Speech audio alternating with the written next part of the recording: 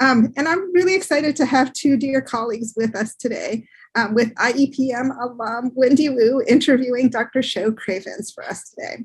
After the interview, we'll have some time to open it up for questions or discussion. But do feel free to add questions or comments in the chat as we go along, and we'll monitor them as they come in. And with that, it's my great pleasure to introduce Professor Xiu Cravens. Dr. Cravens teaches courses in international education policy analysis and research methods as a faculty member in the Department of Leadership, Policy, and Organizations.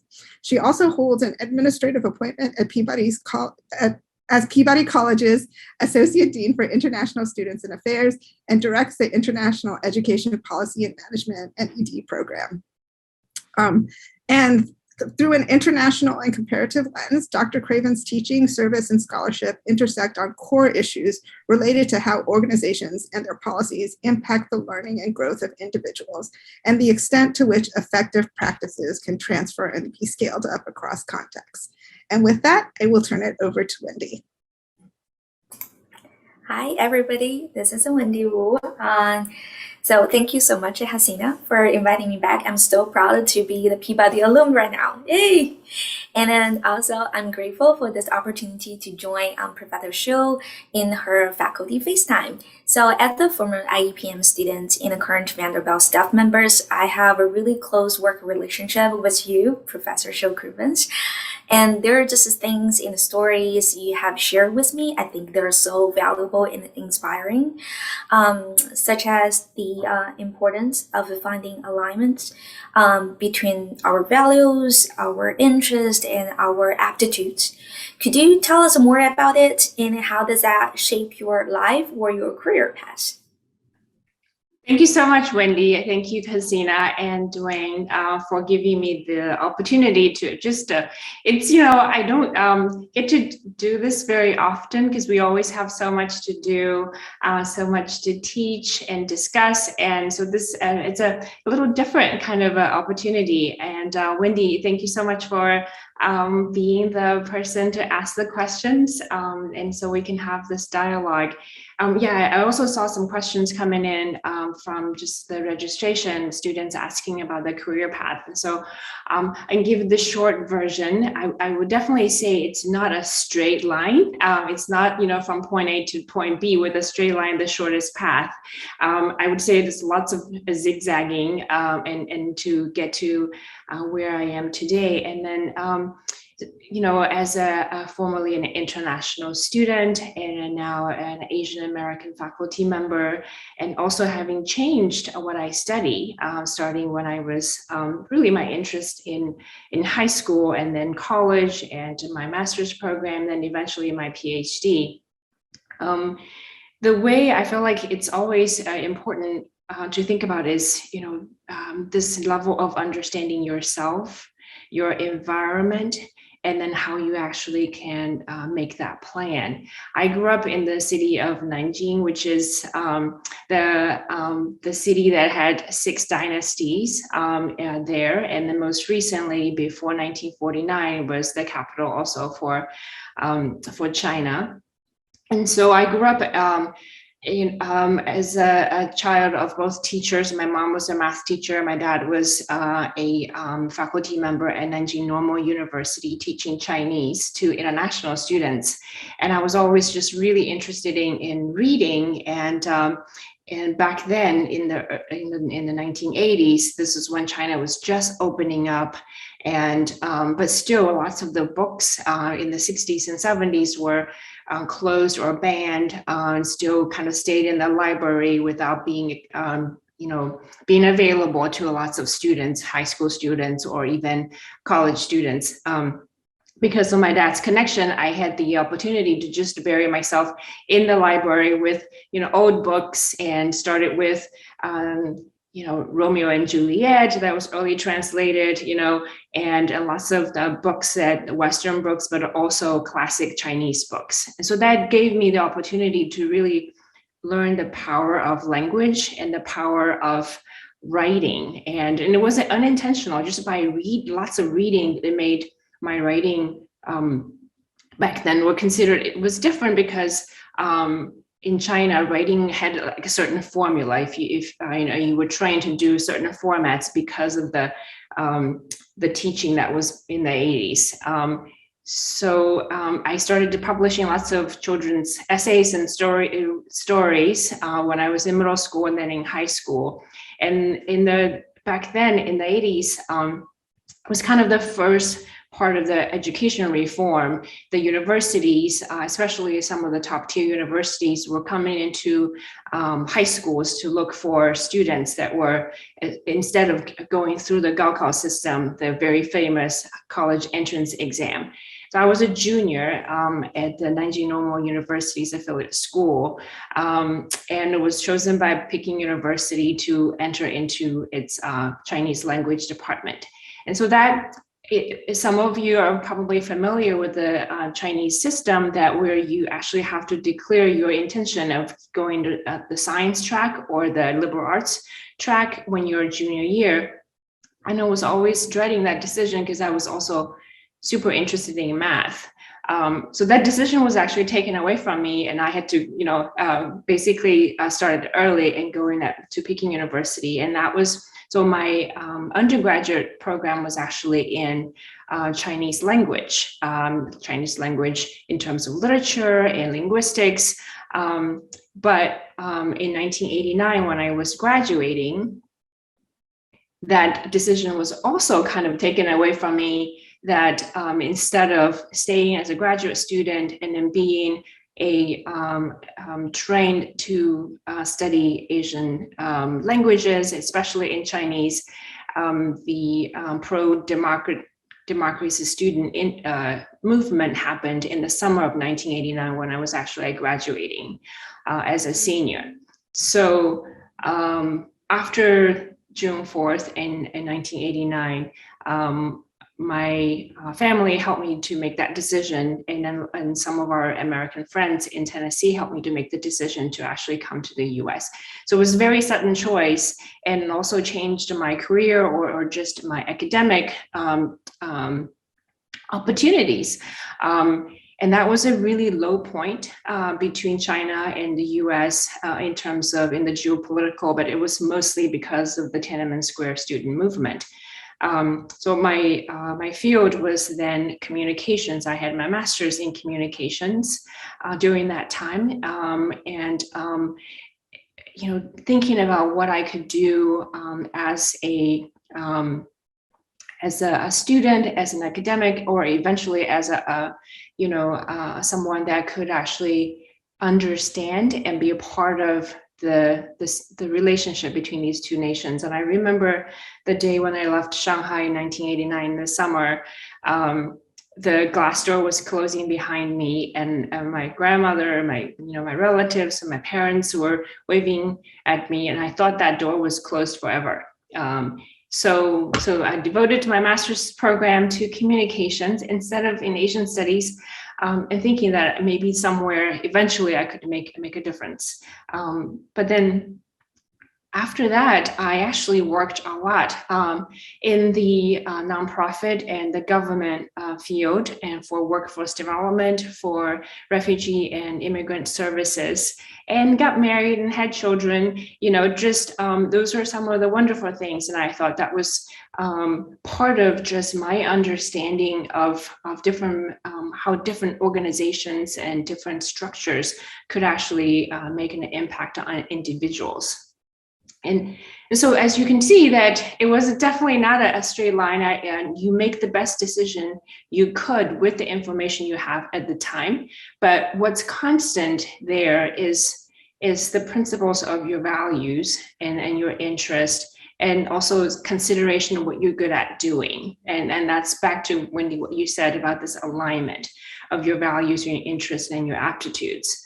And I had the opportunity then, this was in 2005 when I was working at the mayor's office for workforce development. And my director at the time came to Peabody, was at Peabody and getting her EDD.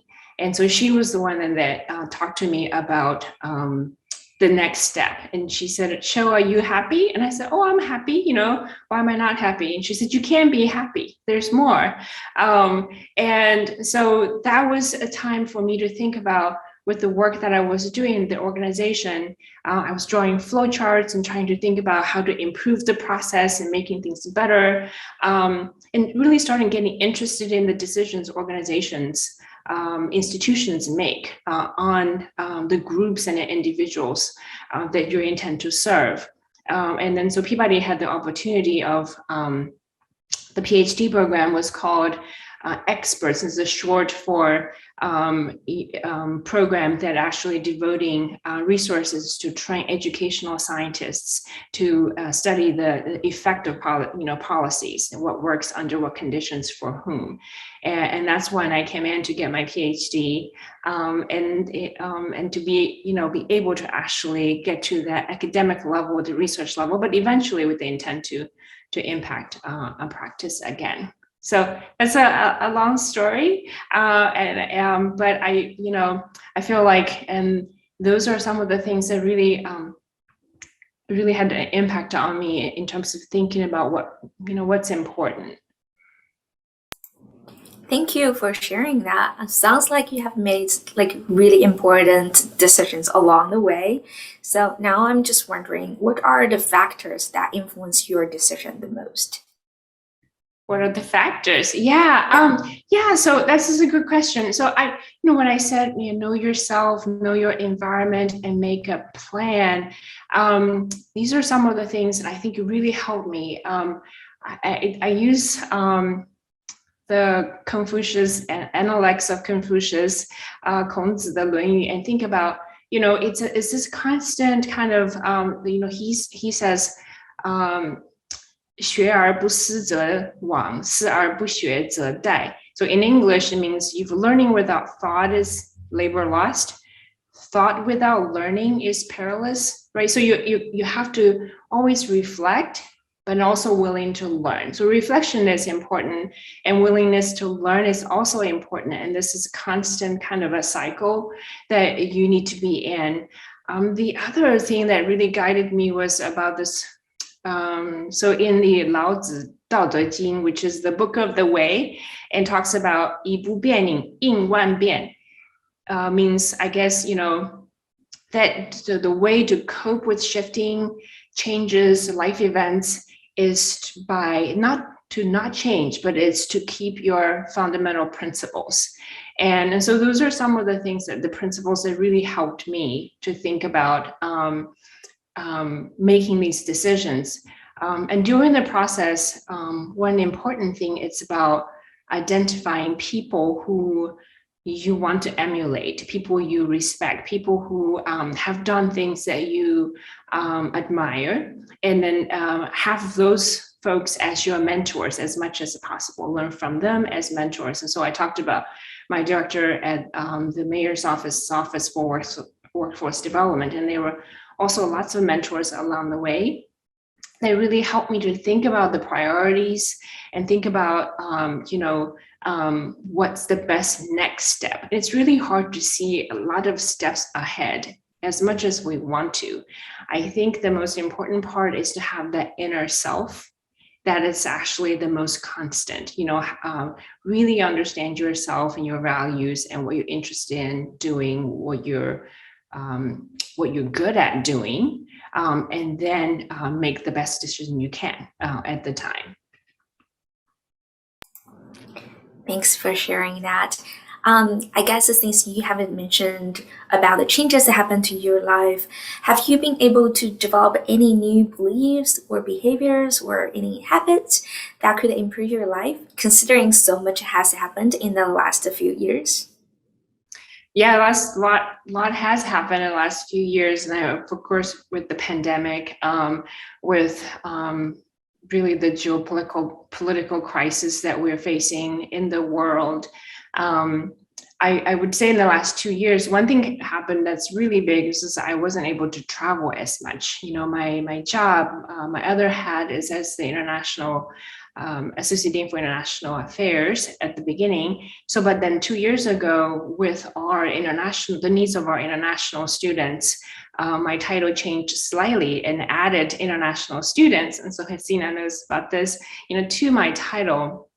So because I wasn't able to travel, because I was spending more time here in Nashville, first of all, I got to spend a lot more time with my husband, and my kids are young adults now, and just to be able to spend more time with family, with people I love, they love me, my in-laws who supported me, but also just for me to think more about my time, like who are the people I should spend time with more, who could actually, who I can help more or benefit from my spending time with them. And then my answer to that is really the students.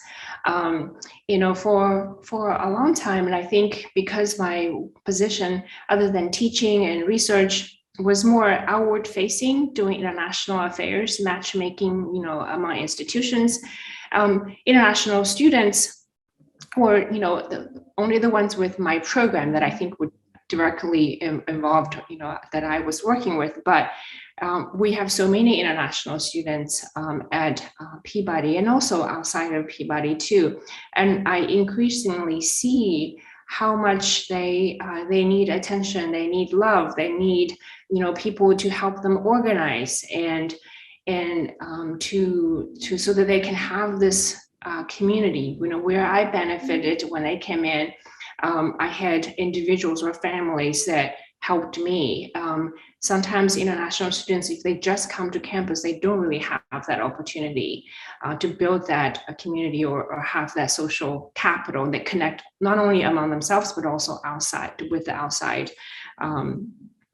larger groups. And so that really was, I think, a moment. I think the last 2 years made me think a lot more about connecting my time with my work and my focus. And again, back to the values and interests and skills, I feel like that's a place I could actually make the biggest difference. Well, yes, as you mentioned, that some of the faculties host this like dual track of positions, like one being the faculty, more focusing on the academic side, and the other is kind of like carrying on some administrative like responsibilities. I just wonder, how do you balance, based on your experience, how do you balance your dual track of responsibilities, and how does your like teaching and research can be connected with the administrative side of the work? Yeah, well, that's just a beautiful thing. I think the fact that Peabody College is here in Nashville, where my family is, and I was able to stay after the program, my PhD. So my research is on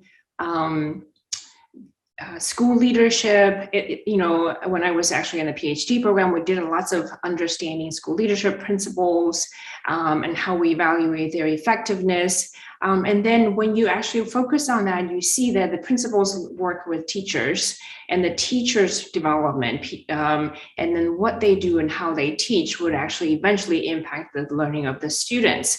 So my work then, after my PhD, slowly switched or shifted towards the development of teachers, their leadership, their instructional quality. But with both areas of my interest in my work, there's a lot that can be learned from one culture, one setting, and to the other. And the challenge is always about, when something works in one setting, what would be the formula, the magic, bullets that you can actually translate and then eventually to whatever extent to be adapted and to be able to be implemented that would actually work. And this, I said this to classrooms and with my students, it's like learning a foreign language. And if you think about that part of it, also it's the translation between research to practice. And so that makes it actually very much connected with my work, both for international affairs and also working with international students. For international students or international scholars to learn in one setting and hoping to be able to learn from that, and then to be taken back to another setting to implement it, to make it work.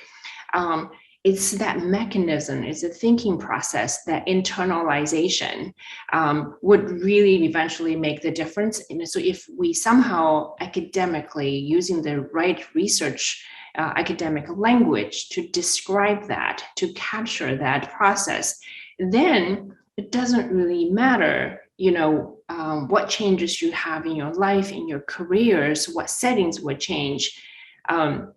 It's back to what the book of Wei talked about, so the fundamental principles don't change, like how you do these things don't change, then you can actually face any kind of changes, in your on your journey. And so that's kind of how I connected all these pieces, my teaching and my research, and also my work. And the other thing I would say about my administrative work is also, in my research, there's a lot of learning that we get from Asian societies, where there's this collective wisdom, the collaborative inquiries. And so that I feel like very much applied to the work that we want to do for equity, diversity, and inclusion, especially in the higher education setting, when the faculty members and staff, we're working very hard to making sure we change our practices, making sure that our classrooms, our curriculum, our conversations are more inclusive. And that it's beyond rhetoric, and it's actually just what you do day to day. And it's actually something that requires practice, requires observations, requires improvement, that with peer feedback, which I think we could do so much more, in the higher education setting. So that translates my work in the K-12 setting to the higher ed setting also. And then it translates to the work that we're doing with the EDI offices, your office, Wendy, Hasina's office, and those are some of the things I feel like they're so really closely connected, and I do find that a beautiful thing. Yeah, I think a lot of you have shared that really resonates with me. I would say, like, if you could give one or a few advices to the students who are actually facing the pandemic and a geopolitical crisis, and what would you like to share, and especially for international students? Tough question. Yeah. What I will say is, so today, President Biden has met with President Xi Jinping and about Russia's invasion to Ukraine, the war in Ukraine, the humanitarian crisis there. 50 years ago, China and the US reestablished diplomatic relationship. So I think now we are just at this juncture. I think the German philosopher Immanuel Kant once said, how do we achieve perpetual peace? Perpetual peace, and he said, I'm paraphrasing, can be accomplished in one of two ways. One is by human insight, which we know how fragile that could be. And the other is that we would create such a catastrophe that will leave humanity with no other choice. So I think we're at that kind of a juncture. The thing about US-China relationship, a lot of times it's a lot easier to think about these two entities as competing blocks, as potential enemies, than actually think about how we communicate, compromise, cooperate. Because I think in many ways, these two societies are two different versions of having two different versions of exceptionalism. And so in the US, we feel strongly that about our values that should be universal, and then we have this kind of a strong desire to spread it. But in China, people think that the Chinese society with 4,000 years of history has its singularity. It's different, from the rest of the world, and don't people come here and to tell us what to do. So there's two different versions of exceptionalism going on. To have any kind of a compromise or working together, it's always going to be complex, but it's a must, and especially a must for people like us, people who have learned about this and care about this. And I think it's also so we have a role to play. We have a responsibility to be part of this, it's not just for these two countries. I think it's how we envision the next decades to be. Is also going to become a reality that we will be facing with. So it's kind of a 30,000 feet view that I've been thinking about our where we are geopolitically, and also think about what are some of the small things that we could do, but eventually towards a much important, a larger future for the world. So that said, what are some of the specific things that we could do? I really do think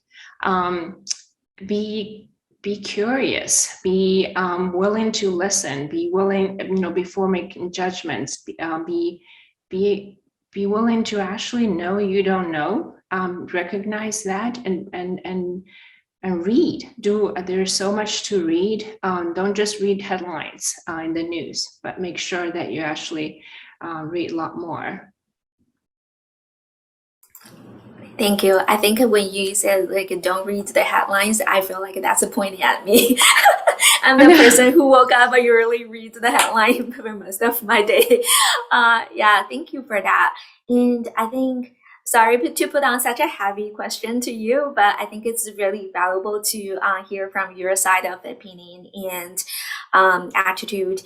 And also, I think my question, I wanted to mention the set of my question was a really light one, and it is about the book. Since you have mentioned about you really enjoy reading books since little, and so what kind of a book do you like to read when you have a free time? Is there any book is your lifelong favorite book, and is there any books that you recently read that you think you'd like to share with all of us? Yeah, that's a great question. This question, I think, Hasina, and you sent it to me, so I was a little bit more prepared for this question. I would think about books kind of in different categories. I have definitely a set of books that are all-time favorites, and when I actually have free time, truly free time, I have to confess I read books that are in Chinese, because that's different from the academic journals that I have read, and we talk about in class. Those journal articles have set formats. They're not supposed to be fun. So when I have time so my favorite Chinese books are the early modern Chinese literature, where this is it's about transitions. If you think about 1919, after that with the new modern China, but the writers back then were trained in classic Chinese language, but they have switched in many ways to the modern ways of writing. But they're also at a very tumultuous time in China with domestic civil wars, but then also eventually the Japanese invasion and World War II. And so the writers back then were amazing, and the writing was amazing, the storytelling was amazing, but also just they were so good with the language. And so some of them, that we have, Wendy, I think I sent you the list over there too, right? So my favorite was Weicheng, this fortress besieged by Qian Zhongshu. We have writers like Lao She, Bajing and some of those writers, they really wrote about the changes of families, changes of generations, and also some of the writers that eventually moved to Taiwan, Bai Xianyong or Long Yintai. Some of those really wrote about the change between 1949. It's another watershed moment in China, where you have this unnatural or a change all of a sudden dividing a country or people into two. And so those are some of the books that I'm fascinated with and I read a lot. And those are in the Chinese books. I have some most recent readings are really just about the crossroads of history. There were 2 books on called The New Silk Roads, written by the British author that Peter Frankopan. So he wrote really about just the history of China, the economic and historical changes and expansions through the Silk Roads. So he has 2 books. The first one is better than the second one. I also read and actually using the audiobooks, Henry Kissinger's book that he wrote in 2011 on China. And then, so, I have lots of disagreements with his politics, but as a diplomat and with his long decades of history of working with China, has given some really interesting perspectives about compromise, cooperation, but based on understanding of the regional, the historical, cultural backgrounds and roles that China and America are playing in our world. So those are some of the things. And then the Great Influenza that I wrote, I read after the pandemic started, because 100 years apart, and there were so many similarities, and which is very interesting to understand human nature and just societal responses and to these kind of crises. Let's see. I have only another set of books that I read just on education and development, especially with the last 2 years with the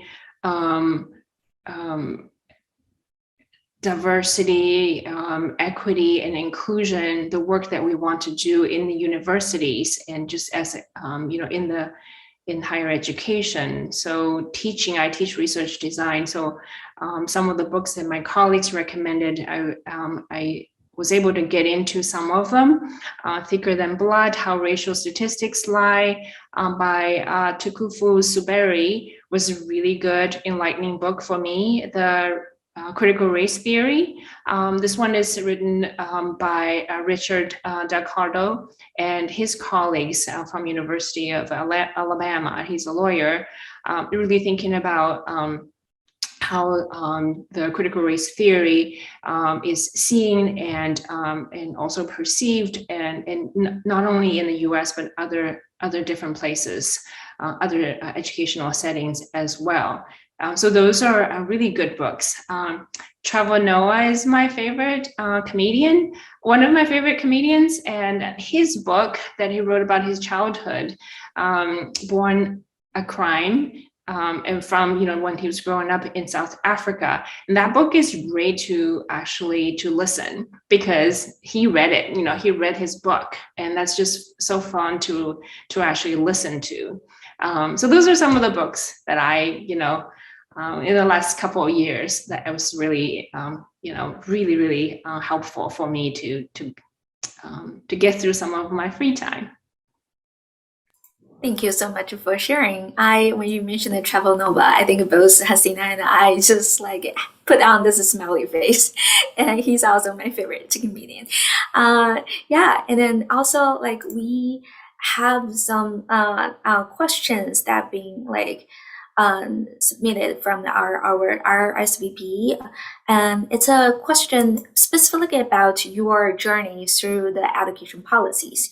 And so our audience would like to know, how can someone who is interested in education policy get involved into the research, and also how can someone to write a good academic paper like Americans, especially with the phrases.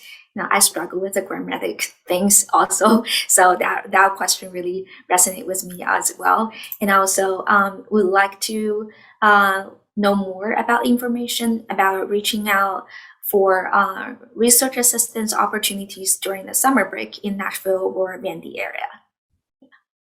Wow. Okay. Yeah, I still make mistakes too, and I say things wrong. My family has a little book called Showisms, just to capture all the things that I try to say and not saying it quite right. So it's totally okay, especially if you're learning a new language and trying to be willing just to, make mistakes and raise your hands in class. And so writing perfect, sentences in perfect grammar is not probably realistic at the beginning. I remember when I first came, and I thought I was a pretty good student. I thought my English was good, but when I was listening to the teacher and trying to take notes, in English or in Chinese, that's always a struggle. And because you're thinking in your language, and that kind of sometimes cognitively, it's very challenging. And so with all those things, I would encourage students who want to improve their writing. I couldn't say it, enough. Read as much as you can. Read for fun, not just for your homework or for your assigned reading. Read for fun, and talk to people who speak that native language. And watch TV, watch movies, listen to songs, and to just immerse yourself in that language and have fun with it. But also there are resources like the Writing Center for, an English Language Center. All those are resources as well. But I can't emphasize it enough about just being engaged, and practice. On the education policy topic, I think folks, if you're thinking about interested in policy, we have different classes that are related to education policy at the undergraduate level, also master's and the doctoral levels. Having an elective would be very helpful. We have students in our classes from other programs and other majors. And so that actually is a good start. And just contacting professors who are actually doing some of that work would be very helpful, as well as just, again, finding mentors and finding people who can actually spend some time with you to get you started. Thank you for sharing your perspectives, the ideas, and also your stories with all of us. Those are the questions that I have prepared for you. And Hasina, I will turn it over to you for some further questions from this group.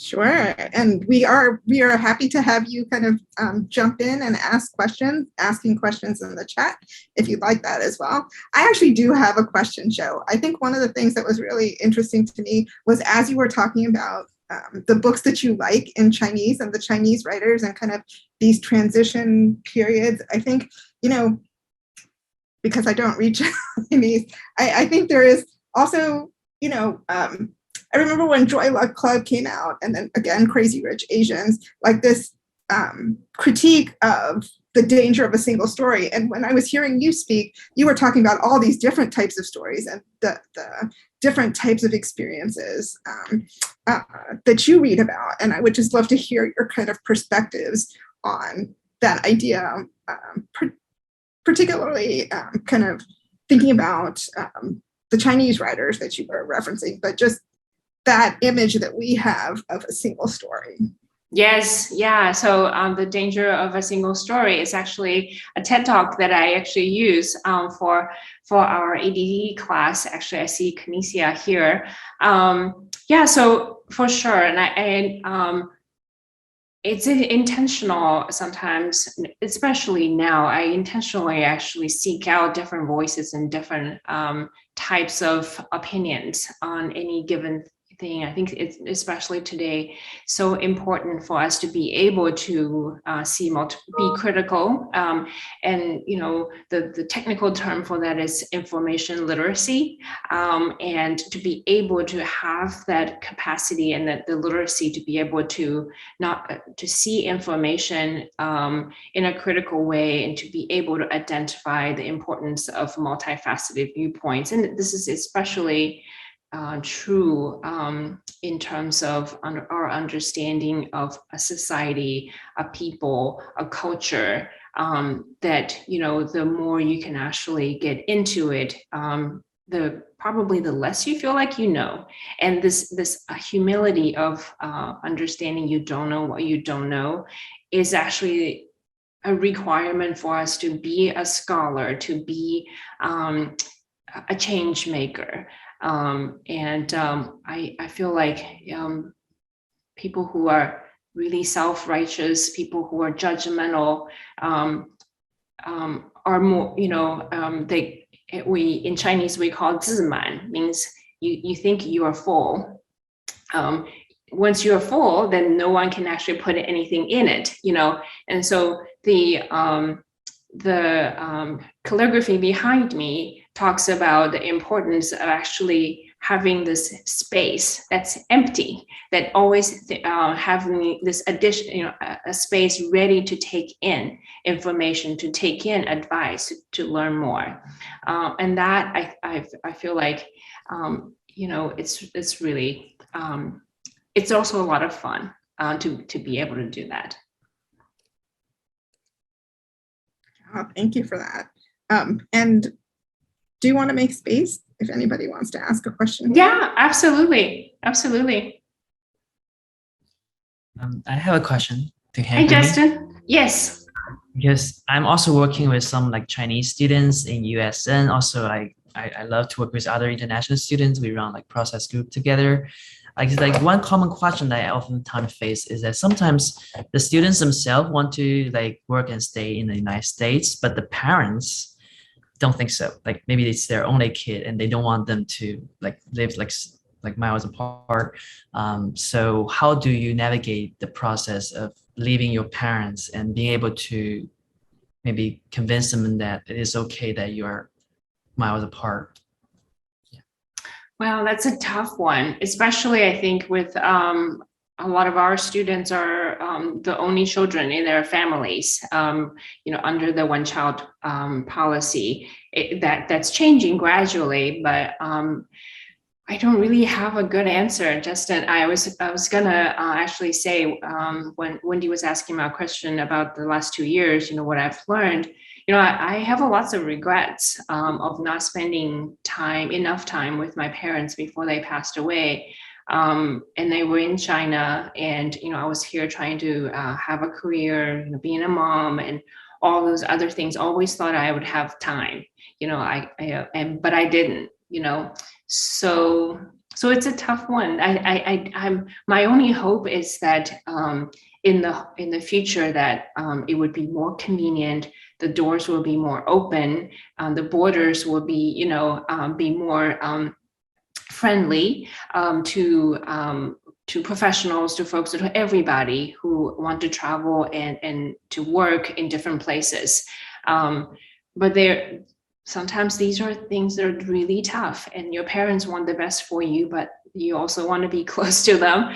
I'm sorry, I don't have a good answer to that excellent question. These are some of the things we will constantly will have to think about the trade-offs. Thank you. We actually did have a question in the chat. Yeah. Kinesia says, as a person who is new to social research, I'm struggling with current research and the fact that it often represents a single story. Yes. What advice do you have to learn about the scholarly work of social science research and yet be critical when the research isn't generalizable in today's context? Yeah. I'm sorry that I wasn't really now that I'm hearing it out loud, I'm like, oh my God, you didn't really check that. So I apologize. No, it looks good. No, I think you got the gist of what I was trying to say. I think as a first year doctoral student, I have really been challenged as an educator right? By the studies that we're reading, by the things that are presented in our classes and our courses that lack diversity. Like, I am almost like shocked and embarrassed for Vanderbilt in some of these spaces, right? Like, where I am not seeing, I just expected more. I expected differently. And so it's been really hard for my classmates and I think we've talked about it so many times on our own, but I'm trying to be a student because that's who I am, right? Just a learner. But at the same time, I'm so frustrated when I'm reading and I'm understanding that, research should be generalizable. And I'm like, this isn't generalizable. I'm like speaking out on the inside. But, just I'm trying to balance like the learner and the critical friend at the same time. So I hope that makes sense. I'm sorry. That's perfect. Yeah. Thank you for putting forward this great question. Just as we talk about that in class, Kinesia too, is, trying to be critical consumers of research. I would say a lot of the studies, a lot of the work that we're reading are not necessarily generalizable, and they do have serious validity concerns, both internal validity and external validity. And that's the skills, the toolbox that we're trying to learn and gain. So look at a lot of these, not necessarily as perfect examples or things that we can actually just adopt. Things are actually, we actually have to take it apart and first, and then that ability of taking it apart, the ability of evaluating that work is actually what you will learn. And I feel like you and the students in the program, in the classes, are really part of this process, also in many ways giving us feedback and helping us teach better. And because it is a new language, we're also learning. I think the EDI field, the EDI language, the ways we do things are all changing. And so we're all learning this new language together. And learning a new language requires or gives, the possibility of making mistakes. You're going to be very vulnerable when you're actually venturing into a new area. Giving each other grace, also to be able to actually give feedback. So I would encourage you and students in your class, Mike, we're doing this together, and also other students too, because a lot of the professionals are doing this excellent work in your organizations. Vanderbilt is not necessarily the best place, so far in practicing this. We need students to help us.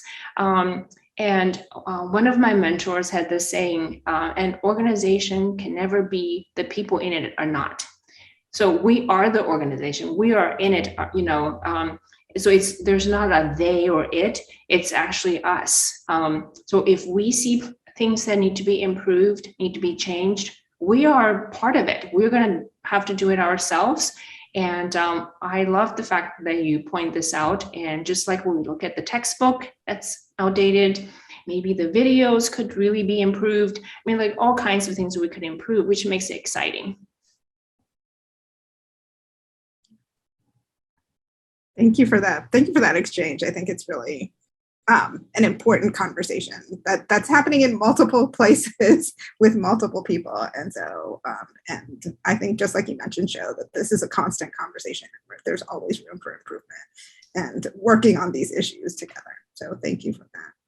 Yeah, and I will add to that too, is that but I think it requires really hard work and also specific strategies and plans.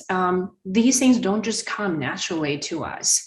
Part of my research was, of course, K-12 teachers' professional development that required these continuous improvement science type of techniques, that you have to try something new, see if it works, and then give feedback and then revise it and do this again. Same thing with our work and looking at our literature, how we teach in a more inclusive way. You can't just have workshops and think things will change. It requires that you actually practice it and make mistakes and do it again. And so it's not a short-term fix. It would require many, many more rounds. And then eventually we will have this kind of trained spontaneity that you master this language or about to actually grasp the language in a way that you can actually do it, it's so much better than before. Thank you for that. I appreciate that. Other questions?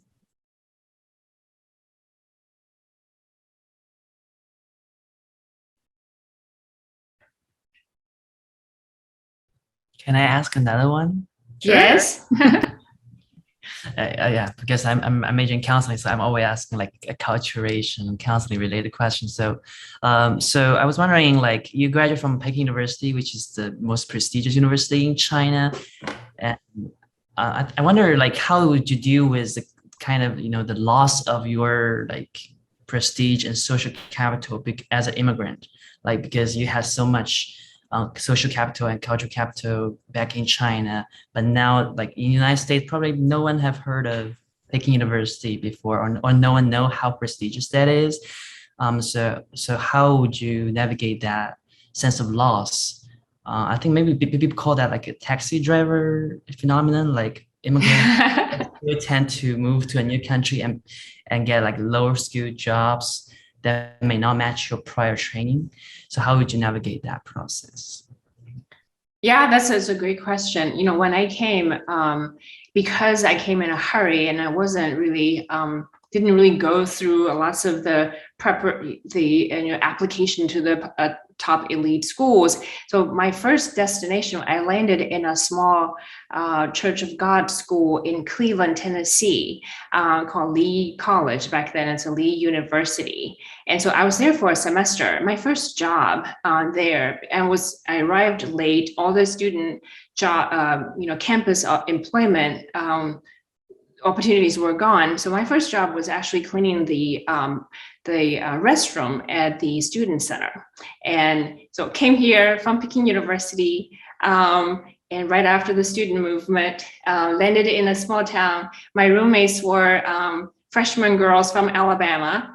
They were as sweet as they could be, but they didn't know anything, of course, as you said, about Peking University, Beijing, any of that. I would go back to this inner peace, one, but so it didn't really bother me as much, but because I guess my aspiration was to improve myself. That sounded like but I cried a lot and it was really tough. I miss my mom, I miss my family.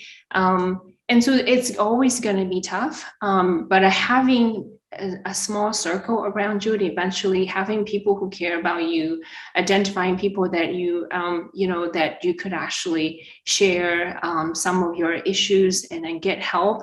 Those are some of the very slow progress that I made. I also think that this concept of social capital is so important. It's the norms, it's the connections.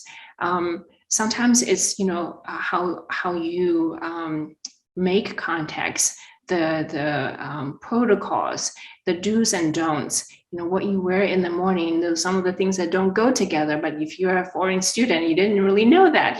So any of those subtle things, some of that is very big, sometimes it's very small. Having eventually having a small circle and then eventually connect with people outside. So don't stay inside of a small group, branch out and to be able to do that outreach. I know it's harder depending on your personalities, your interest levels, and then just your access to some of that information. And which then I'll switch my hat here which is important then for the institutions and organizations to make that intentional effort to help students.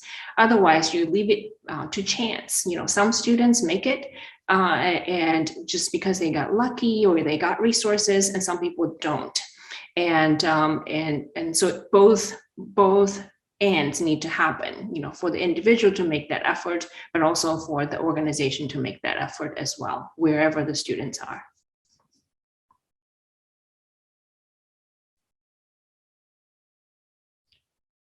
All right. Well, thank you all for making the time. I know it's a Friday and then, it's lunchtime. And for any of you who actually tuned in, I appreciate it very much. And thank you. And thank you, Wendy, for being here and presenting. I learned so much, and it's so great to be able to know these new things about you. So we really appreciate you spending the time with us today. Thank you for the opportunity. Yeah. All right. Thank you guys for being here. Thank you. Bye. Bye, everybody.